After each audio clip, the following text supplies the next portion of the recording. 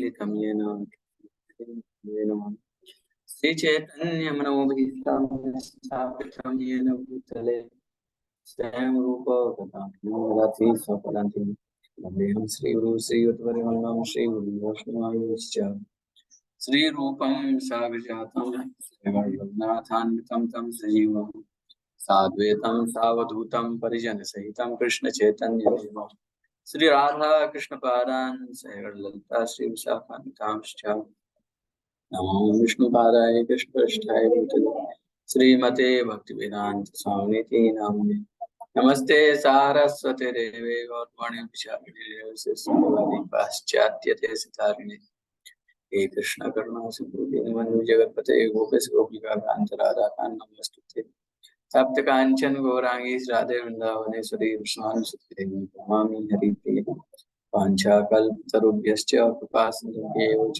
पतितानां पावनेभ्यो वैष्णवेभ्यो नमः। जय श्री कृष्ण चैतन्य प्रभु नित्यानंद श्री अद्वैत गदाधर श्रीवासादि गौर भक्तवृंद हरे कृष्णा कृष्ण कृष्ण हरे हरे हरे राम हरे कृष्णा हे यज्ञ प्रजा सृष्ट्वा पुरोवाच प्रजापतिः अनेना प्रसविष्यध्वा एष वोत्स्त्विष्ट कामधुक्। सृष्टि के प्रारंभ में समस्त प्राणियों के स्वामी प्रजापति ने विष्णु के लिए यज्ञ सहित समस्त मनुष्य तथा देवताओं की संतति को रचा और उनसे कहा तुम इस यज्ञ से सुखी रहो, इसके करने से तुम्हें सुखपूर्वक रहने तथा मुक्ति प्राप्त करने के लिए समस्त वांछित वस्तुएं प्राप्त हो सकेंगी। इसका परपट डिस्कस नहीं हो पाया था। प्राणियों के स्वामी विष्णु द्वारा भौतिक सृष्टि की रचना बद्ध जीवों के लिए भगवत धाम वापस जाने का शुभ अवसर है। इस सृष्टि के सारे जीव प्रकृति द्वारा बद्ध हैं क्योंकि उन्होंने श्री भगवान विष्णु या कृष्ण के साथ अपने संबंध को भुला दिया है। ये हमारे बद्ध होने का कारण है कि हमने कृष्ण के साथ अपने संबंध को भुला दिया, इसलिए सारे विधियों ने से इसीलिए ही है। स्मृत्यम सततम विष्णु विस्मृत्यम न जात चित सर्वविधि निषेधा स्यात् एतयोरेव किंकरः।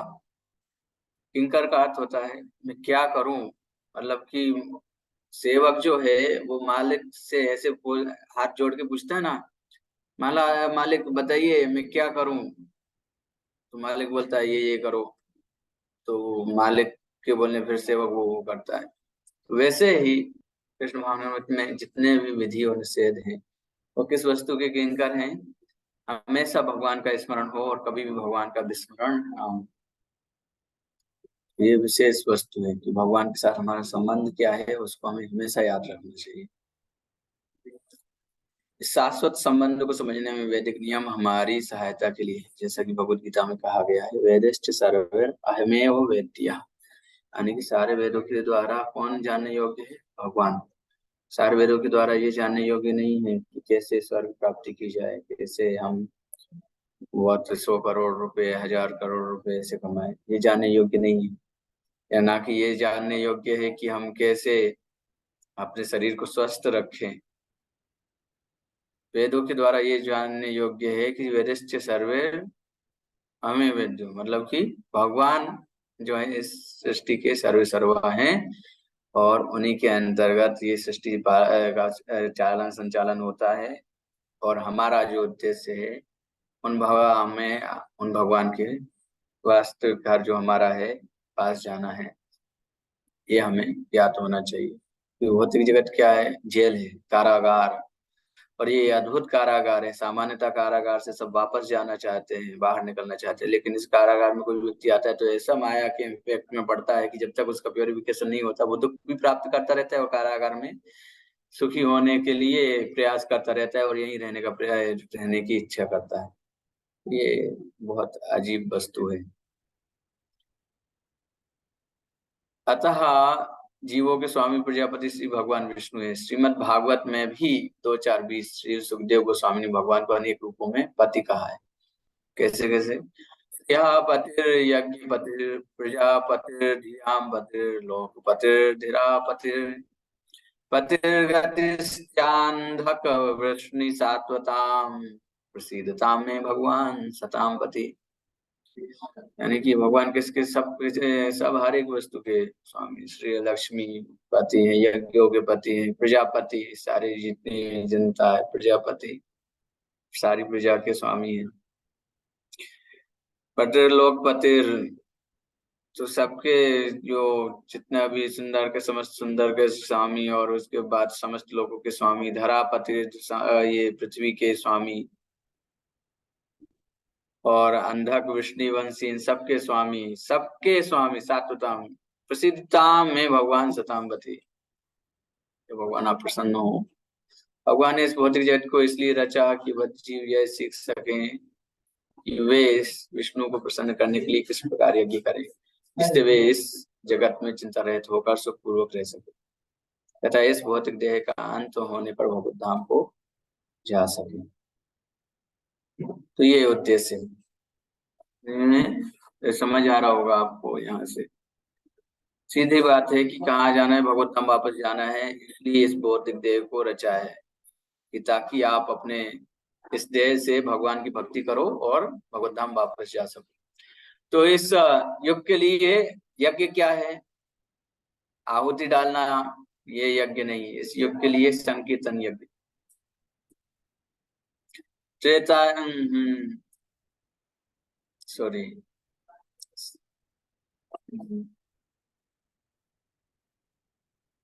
अध्यायते विष्णु त्रेतायाम यजितो मखे द्वापरे परिचर्यायाम कलौ तद हरि कीर्तनात्। तो ये मतलब कि सतयुग में क्या करते थे? ध्यायते विष्णु, भगवान का ध्यान करते थे, बहुत बड़ी बड़ी तपस्या करते थे, अष्टांग योग पद्धति सब के माध्यम से, जैसे ध्रुव महाराज इत्यादि ने किया। 10-10 हजार साल तपस्या करनी पड़ती थी, तो वो आज के समय में हमारे बस की नहीं है। फिर त्रेता युग आया तो बड़े बड़े यज्ञ किए जाते थे। यज्ञ कुंड छोटे मोटे नहीं होते थे, 500 मीटर 1000 मीटर की ऐसे एरिया में, बहुत बड़े एरिया में ऐसे फैले हुए यज्ञ होते थे। तो उसमें बहुत सारा धन लगता था और ब्राह्मण की शुद्धता इत्यादि लगती थी। आज के समय में वो ब्राह्मण बचे ही नहीं। आज का ब्राह्मण अगर किसी पशु की बलि कर दे तो वो बेचारा नरक में जाए पशु, और वो ब्राह्मण तो नरक में जाए ही जाए, तो योग्य ब्राह्मण नहीं है। इसके अलावा पशु बलि के अलावा सामान्य यज्ञ तो उच्चारण से ही नहीं है। तो अष्ट ऋषि ने यज्ञ किया था, दीर्घ स्वर्ग का आदित्य अति दीर्घ स्वर्ग कर दिया, तो इंद्र के द्वारा मारा जाए ऐसा असुर उत्पन्न हो गया, तो उल्टा हो गया। तो आज के समय में क्या अर्थ का अनर्थ होगा हमें पता नहीं। मतलब दीर्घ स्वर मतलब कि जैसे आया त्वष्टा, त्वष्टा के शब्द से ही समझ लेते, त्वष्टा बोला तो ये दीर्घ स्वर आ जो है दीर्घ हो गया। अगर हमने बोला त्वष्टा यानी कि अति दीर्घ हो गया। बस इतना सा मिस्टेक था, गा दिया थोड़ा सा, और गाने की वजह से उनका गाना बन गया,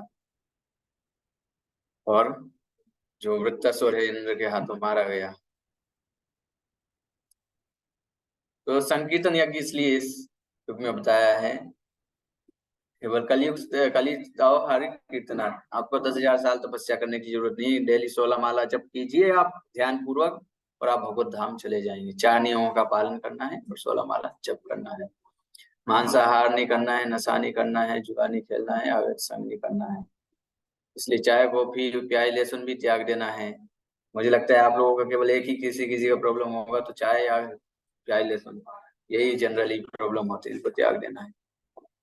इसलिए बोला है कृष्ण वर्णम तथा कृष्णम सांगोपांगास्त्र पार्षदम ये संकीर्तन प्राय तो चेतन महाप्रभु आए इस युग के जो युगावतार हैं, तो उन्होंने क्या किया? संकीर्तन संकीर्तन आंदोलन शुरू किया, और अपने समस्त पार्षदों के साथ में उन्होंने ये संकीर्तन किया। तो हमारे लिए यही शिक्षा है, साथ में बैठ के कीर्तन करना। भगवान के नाम का जब हम करते हैं तो उससे सारी चीजें सीधे।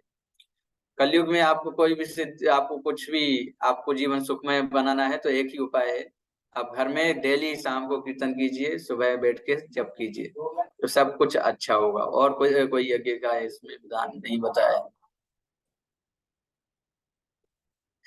तो अगला श्लोक, देवान् भावयतानेन ते देवा भावयन्तु वः परस्परं भावयन्तः श्रेयः परमवाप्स्यथ। यज्ञों के द्वारा प्रसन्न होकर देवता तुम्हें भी प्रसन्न करेंगे, और इस तरह मनुष्यों तथा देवताओं के मध्य सहयोग से सबों को प्रसन्नता सॉरी संपन्नता प्राप्त होगी। तो ये कर्म कांड का वर्णन है। एक्चुअली देवताओं को प्रसन्न करना कर्म कांड का हिस्सा है, भगवान को प्रसन्न करना कर्म योग का। तो अगर कोई व्यक्ति देवता और अमुक देवता को ही परम मान के ऐसे यज्ञ कर रहा है तो वो कर्म कांड में आ जाता है। लेकिन अगर वो समझ रहा है कि भगवान परम भोक्ता है तो बात अलग है। देवतागण सांसारिक कार्यों के लिए अधिकार प्राप्त प्रशासक हैं, और प्रत्येक जीव जो हम शरीरधारी हैं उनके लिए वायु प्रकाश जल इत्यादि देवताओं से ये वर देने का अधिकार देवताओं के अधिकार में है। मतलब भगवान ने उनको शक्ति दी है। तो भगवान को जब हम अब सोचो भगवान ने उनको शक्ति दी, अगर हम भगवान की डायरेक्ट पूजा करें तो सारी चीजें हमें अपने आप उपलब्ध हो जाएंगी। किंतु तो भी सारे यज्ञों में भगवान विष्णु को प्रमुख भोक्ता की भांति पूजा जाता है। भगवत गीता में यही भी कहा गया है, भोक्ताराम यज्ञ तपस्या, यानी कि समस्त यज्ञों और सभी तपस्याओं के भोक्ता कौन है? भगवान श्री कृष्ण। लेकिन फिर भी क्या है, ऊपर से कई बार लोग सोचते हैं कि ये मैं अमुक अमुक देवता को प्रसन्न करने के लिए यज्ञ कर रहा हूँ, तो इससे भगवान लिखते हैं और भगवत गीता में भी लिखा है कि इस तरीके के यज्ञ की अगर कोई सोचता है कि मैं देवता को प्रसन्न कर रहा हूँ, देवता को प्रसन्न करके वो हमें वर प्रदान करेंगे, तो इस तरीके की देवताओं की पूजा क्या है, इसको अविधि पूर्वकम बोला गया है। ये अपि अन्य देवता भक्ता यजन्ते श्रद्धानुता ते अपि मामेव कौन्तेय यजन्ति अविधि पूर्वकम। वो भी मेरी सेवा कर रहे हैं, लेकिन कैसे कर रहे हैं? अविधि पूर्वकम, सही तरीके से नहीं कर रहे हैं, वो विधि नहीं है। जैसे कोई व्यक्ति किसी देवता विशेष को घूस देता है, रिश्वत देता है, किसी मतलब कि अधिकारी को रिश्वत देता है, सरकारी अधिकारी को कोई काम जल्दी करने के लिए, तो वो पैसा किसके पास जाएगा? गवर्नमेंट के पास जाएगा, गवर्नमेंट के अंदर में ही जा रहा है। लेकिन कैसे जा रहा है? अविधि पूर्वक। वो संस्तुति नहीं करती है गवर्नमेंट। अगर और ऐसा भी नहीं कहा जाता, कोई ईमानदार व्यक्ति अगर उस अधिकारी को घूस नहीं देता है तो इसके लिए उसको मुजरिम नहीं जाना जाता, वो व्यक्ति सही माना जाता है, और उससे सरकार भी प्रसन्न ही रहती है। सरकार रुष्ट नहीं होती, ना वो देवता रुष्ट होता है, क्योंकि वो उसको पता है। वो क्योंकि भक्त क्या होता है? देवता का सम्मान करता है, हर एक देवता का सम्मान करता है, वो सामने आए उनको नमन भी करता है, सब करता है। लेकिन वो जानता रहता है कि देवता अधिकारी है, ये परम भगवान नहीं। हमें परम भगवान की जब हम पूजा करते हैं तो उनको उनकी प्रसन्नता, उनकी पूजा करने से सभी देवता अपने आप संतुष्ट होते हैं। आहार शुद्ध सत्व शुद्धि, सत्व शुद्ध ध्रुव स्मृति, स्मृति लंबे सर्वग्रंथि नाम विप्रोमोक्ष। अगर आहार शुद्ध होता है, खाद्य पदार्थ शुद्ध होते हैं, तो क्या होता है? जो हम अगर खाते हैं, अगर हम भगवान को भोग लगा के सही तरीके से बना के खा रहे हैं तो क्या होगा? तत्व शुद्धि। आहार शुद्धि से हमारी चेतना शुद्ध होती है, और चेतना शुद्ध होने से क्या होती है? हमारे स्मृति के जो सूक्ष्म तंतु जो होते हैं वो विकसित होते हैं, जो कि शुद्ध हमारी स्मृति को, शुद्ध चेतना को विकसित करते हैं, जिससे मनुष्य क्या कर सकता है? कृष्ण भावनामृत होके, भावना भावित होके भगवत धाम जाने के लिए प्रयास करता है। हम जो भी खाते हैं उसका एक हिस्सा सीमेन वीर्य के बनने में लागू होता है, और वो वीर्य जब ऊर्ध्व गमन करता है तो उसका एक कुछ भाग मस्तिष्क में जब वो पहुंचता है वो भाग, तो उससे चेतना के शुद्ध तंतु विकसित होते हैं। और अगर वही अशुद्ध है तो अशुद्ध विचार हमारे मन में आएंगे। इसलिए कहते हैं जैसा खाओ अन्न वैसा हो मन। इसलिए अन्न अच्छा खाना चाहिए, सही तरीके से कमाया हुआ, और भगवान को भोग लगा के। नहीं तो क्या होगा? चेतना को हमारे दूषित करेगा। इसलिए हमें इससे बचना चाहिए।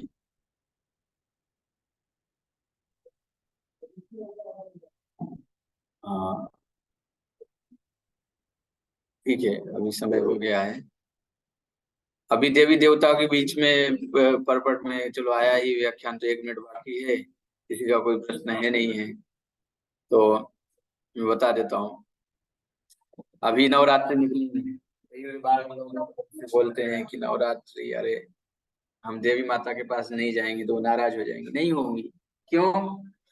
क्योंकि वो भगवान की शक्ति है। कौन? बहिरंगा शक्ति। दुर्गा देवी भगवान की बहिरंगा शक्ति है। उनका नाम दुर्गा क्यों है? क्योंकि ये भौतिक जगत रूपी जो दुर्ग है उसकी वो रक्षा करती है, इसलिए दुर्गा। और यहाँ पे जो जेलर जैसे, तो यहाँ पे जो कैदी है उनको जब वो अपराध इधर उधर की चीजें करते तो ताप देती रहती, 3 ताप, जो उनके हाथ में त्रिशूल होता है ना, आदि दैविक आदि भौतिक आध्यात्मिक, इन 3 प्रकार के क्लेशों के सूचक है। तो ब्रह्मा जी बता रहे हैं, छाये यस्य भुवनान विभर्ति दुर्गा इच्छानुरूप अपि यस्य चचेष्टते सा गोविंदमादि पुरुषम तमाम। यानी कि जो दुर्गा देवी है, भगवान जैसे जैसे छाया होता है ना एक व्यक्ति के, जैसे व्यक्ति हिलता है वैसे ही वो छाया जाती है। वैसे जैसे जैसे भगवान आदेश करते हैं वैसे ही दुर्गा देवी कार्य करती है। तो जब आप उन भगवान को प्रसन्न कर लेंगे तो दुर्गा देवी अपने आप प्रसन्न हो जाती है। लेकिन अगर आप उन भगवान के प्रति अपराध करेंगे तो दुर्गा देवी आपसे कभी प्रसन्न नहीं होगी। इसका उदाहरण है महाराज रघुगण, है ना, और सॉरी जड़ भरत। जड़ भरत जड़ भरत का जड़ भरत भगवान के बहुत अच्छे भक्त थे, और उनको काली को बलि चढ़ाने के लिए लेके गए। तो जब माता काली के पास उनका बलि चढ़ाने के लिए रखा गया, क्योंकि उसमें नर बलि लगनी थी, और उस पूजा के विधान के अनुसार, लेकिन वो भगवान के भक्त थे और उनकी बलि दी जा रही थी। तो क्या हुआ, उनके अनुयायी जो थे काली माता की दिन रात जो उपासना करते थे, तो उनको बड़ी बड़ी बड़ी बलि चढ़ाते थे। वो काली माता तुरंत प्रकट होती है, वो मूर्ति 2 भागों में फट के अलग हो जाती है, और जितने भी उनके अनुयायी थे सबका वध कर देती है, और जड़ भरत वहां से चले जाते हैं। जबकि जड़ भरत ने कभी जीवन में काली की पूजा नहीं की थी, उन्होंने केवल भगवान को या भगवान की ही पूजा की थी। तो जब हम भगवान की पूजा करते हैं सभी देवी देवता अपने आप प्रसन्न होते हैं, वाह मेरे स्वामी की पूजा कर रहे हैं। और देवी देवता यही चाहते हैं। इसलिए यज्ञों के माध्यम से जब हम यज्ञ करते हैं तो क्या होता है, हमें पता चलता है कि भाई हमसे सुपीरियर कोई लोग हैं, एक डिपार्टमेंट है, इसके द्वारा हमें ये सब प्राप्त होता है। फिर धीरे धीरे हमें पता चलता है इनके डिपार्टमेंट कौन कौन, ये डिपार्टमेंट किसके अंडर में काम करता है, तो पता चलेगा भगवान के अंडर में। तो इसलिए शास्त्रों का पूरा विधि विधान इसी तरीके से है कि हम भगवान की तरफ आकृष्ट हों, लेकिन हम उनकी तरफ आकृष्ट ना होके इंद्रिय तृप्ति में लगे रहते हैं, इसलिए हमें दुख भोगना पड़ता है। हरे कृष्ण। तो अभी किसी का कोई प्रश्न है तो एक प्रश्न ले सकते हैं, नहीं है तो फिर रहने देते हैं। ठीक है, कोई प्रश्न नहीं है, इसने हाथ ऊपर नहीं किया। हरे कृष्णा। श्रील प्रभुपाद की जय, श्रीमद् भगवद गीता की जय। हरि गौर हरि प्रेमानंदे, हरि हरि बोल।